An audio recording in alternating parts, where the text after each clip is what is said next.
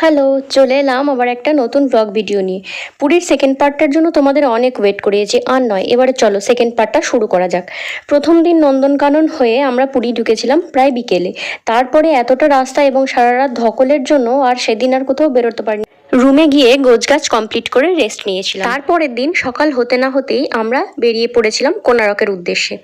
তো যাওয়ার পথে এই দেখো একটা মোহনার মতো জায়গাতে এরকম বোটিংয়ের ব্যবস্থা রয়েছে। জল কিছুটা কম, ঢেউও কম, কয়েকটা পাথর ছিল আর এলাকাটা খুব নির্জন ছিল, যার জন্য ভালো লেগেছিল বলে আমরা গিয়েছিলাম। গিয়ে কিছু ফটো টটো তুললাম। সমুদ্রের ঢেউ কিছুটা খুব সামনে থেকে অল্প অল্প ছোট ছোট ঢেউ, সেগুলো নিলাম। তারপরে আমরা আবার বেরিয়ে পড়লাম কোনারকের উদ্দেশ্যে। পৌঁছতে অনেকটা বেলা হয়ে গেল। সেখানে খাবার দাবার সেরে আমরা মন্দিরের ভেতরে ঢুকে পড়লাম টিকিট কেটে। মন্দিরটা দেখে এতই অবাক হলাম যে এত ছোট ছোট কাজ, আগেকার দিনে কত আগের কত পুরনো কাজগুলো এখনও পর্যন্ত অক্ষত অবস্থায় রয়ে গেছে। মন্দিরের অনেকটা অংশই ভগ্নপ্রায়, সেগুলো দেখলাম কাজ চলছে। কতটা উদ্ধার করতে পারবে জানি না, কিন্তু এই ধরনের কাজগুলোকে চোখের সামনে ভেঙে যেতে দেখে খুবই খারাপ লাগছিল। অনেক কিছু ইতিহাসের সাক্ষী এই মন্দিরগুলো।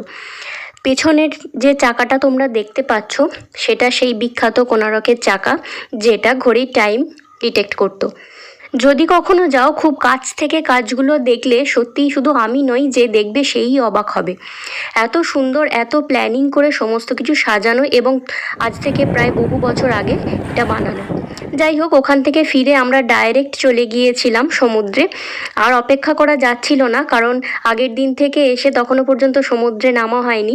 যাই হোক, আমরা তখন দোলের সময় ছিল, তো কিছুটা রং টং মেখে বিভিন্ন রকম কার সাজিয়ে, এই দেখো এদের কি কাণ্ড, সব জলের মধ্যে যে যেরকমভাবে পারছে লাফাচ্ছে ঝাঁপাচ্ছে।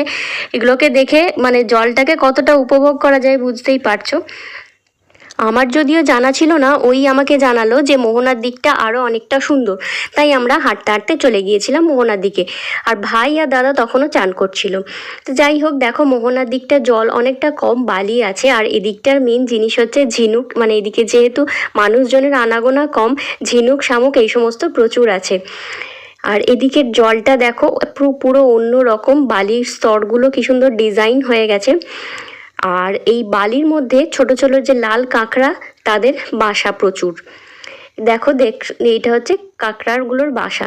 আর এদিকের জল অনেকটাই কম। এখানে আমরা যে জিনিসটা দেখতে পাই, একটা বিশাল বড় আকৃতি, মানে কতটা বড় বলবো, বিশাল বড় একটা কচ্ছপের এরকম দেহ আমরা দেখতে পাই।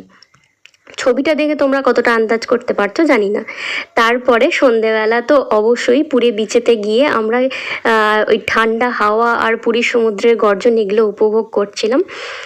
আর এই যে লাইট হাউসে ঢোকার চার্ট কি, কখন কি টাইম, কত সেটা তোমাদেরকে সাথে শেয়ার করে দিলাম। তারপরে আমরা চলে গিয়েছিলাম পুরীর মন্দিরের উদ্দেশ্যে। আর এই হচ্ছে রাসমঞ্চ সাজানো হয়েছিল তখন। এত অপূর্ব লাগছিল, আর এত মানুষের ভিড় যে সেখানে তিল ধারণের পর্যন্ত জায়গা ছিল না। মন্দির থেকে ফিরে কিছু কেনাকাটি করে আবার বসেছিলাম সমুদ্রের ধারে। তারপরে বেশ রাত্রি পর্যন্ত বসে থাকার পরে খাবার দাবার খেয়ে আমরা আবার রুমে চলে এলাম। এখানেই শেষ নয়, পরের পার্টে আবার দেখা হচ্ছে। টাটা।